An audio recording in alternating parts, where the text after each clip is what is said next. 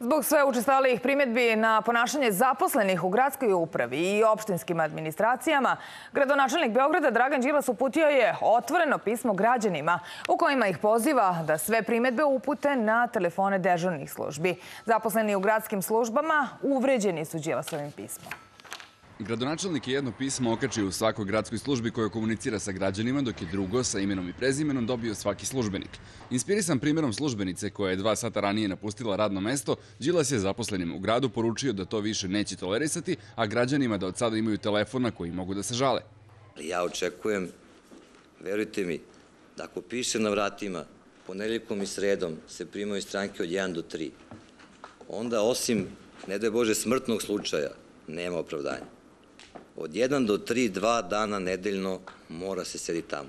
Ako niste znali, gradska uprava ima svoj sindikat koji se u ovoj priči našao povređen, jer iako pojedinci greše, sindikalci kažu da većina dobro radi svoj posao. Treba i njegovog neposrednog rukovodioca pozvati na odgovornost. Jer po meni, on je taj, ako ja izlazim, ja šetam, ja ostavljam stranke, ja ne izvršavam obaveze, onaj moj pred koji mi je dao zadatak zna, je li tačno? Slažete se? Ja sam ubeđena da ćete vi kao čovek od autoriteta to prihvatiti i da će se to do kraja tako... Njih ćemo lako da smenimo. Postavlja se naravno i pitanje da li su smene jedini način da se prekine višedecenijska tradicija donošenja kafa, cigareta i viskija kao ulaznice u gradske i druge službe. Kada se priča o neodgovornosti i neradu, ne samo na gradskom nivou, mnogi se osjećaju prozvani.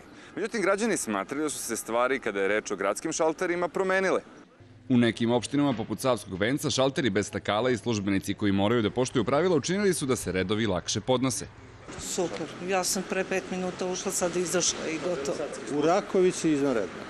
Vrlo sam zadovoljna. Opštinom da, ali supom ne.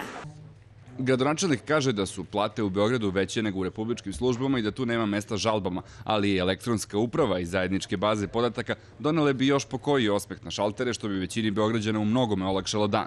Veljko Jovanović, Fox televizija.